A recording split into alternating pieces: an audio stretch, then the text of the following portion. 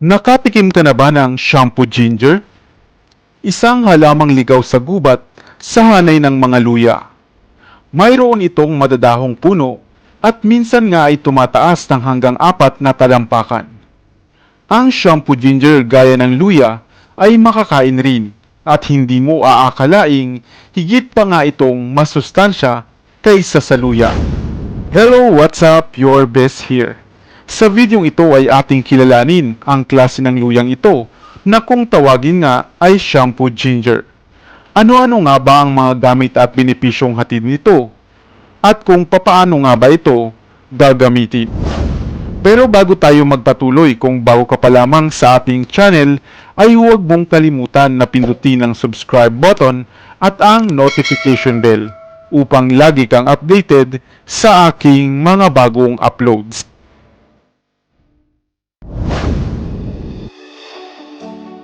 Ang halamang shampoo ginger ay kilalang nagmula dito sa Asya. Subalit makikita na rin sa iba pang mga tropikal na bansa. Ito ay kilala rin sa ibang katawagan, gaya ng bitter ginger, avapui, lempuyang at pinecone ginger. Batid mo ba na ang halamang ito pala, na hindi nga kilala ng karamihan, ay napakahusay pala bilang pagkain, bilang pampaganda, at bilang gamot, at marami pang iba.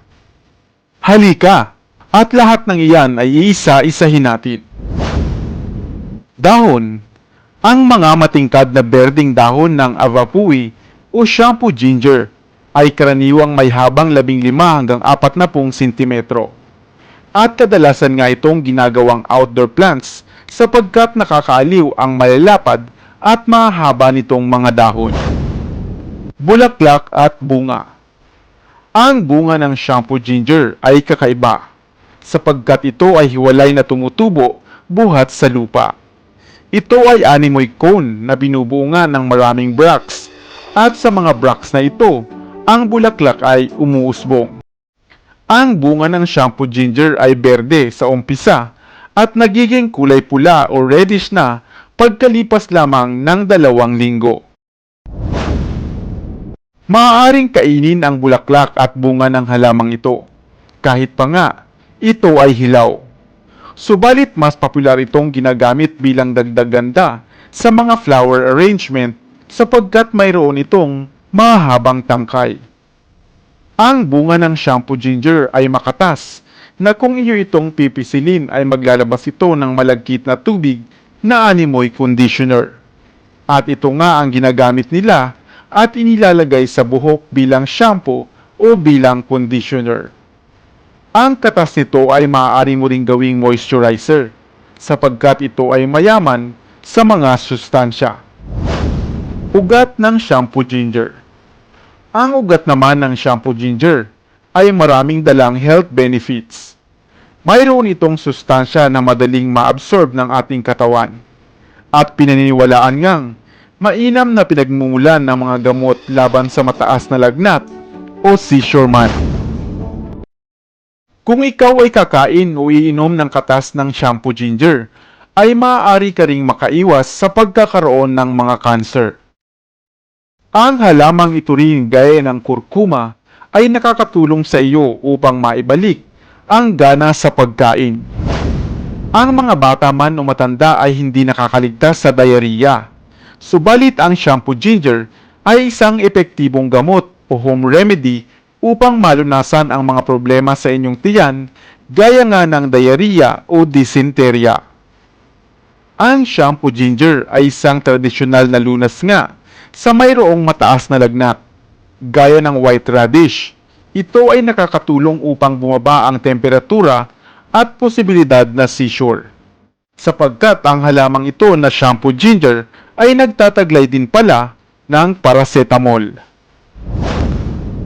Kung ikaw naman ay mayroong allergy dahil sa mga piling pagkain na iyong nakakain, maaari kang magpakulo ng piraso ng ugat ng shampoo ginger at inumin ang tubig nito na alternatibo sa iyong tsaa araw-araw hanggang sa mawala na ang inyong allergy. Kung ikaw naman ay laging inuubo Mainam din ang ugat ng shampoo ginger para dito. Kumuha ka lamang ng ugat nito, samahan ng roast onion at cinnamon, at saka durugin at inumin ang isang kutsaritang katas nito. Nakakapayat rin ang pag-inom ng shampoo ginger bilang tsaa araw-araw, dahil mainam itong tumutulong sa maayos na daloy ng metabolismo.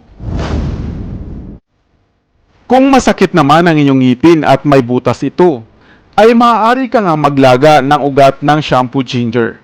Durugin at ilapat ito sa butas ng ngipin hanggang sa ang sakit ay mawala.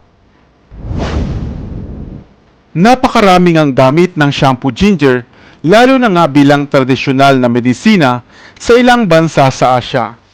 Maaari itong lunas sa diabetes, dyspepsia, asthma, constipation, fish poisoning, at maging mga simpleng sugat. Hindi ba't napakabisa at nakamamangha ang luyang ito? Ang shampoo ginger. Sa inyong probinsya, ano naman ang gamit nito? Sana ay may bago kang natutunan sa videong ito. Iwan ka naman ng comment sa comment section sa ibaba. I-like at i-share mo na rin para naman sa kaalaman ng iba.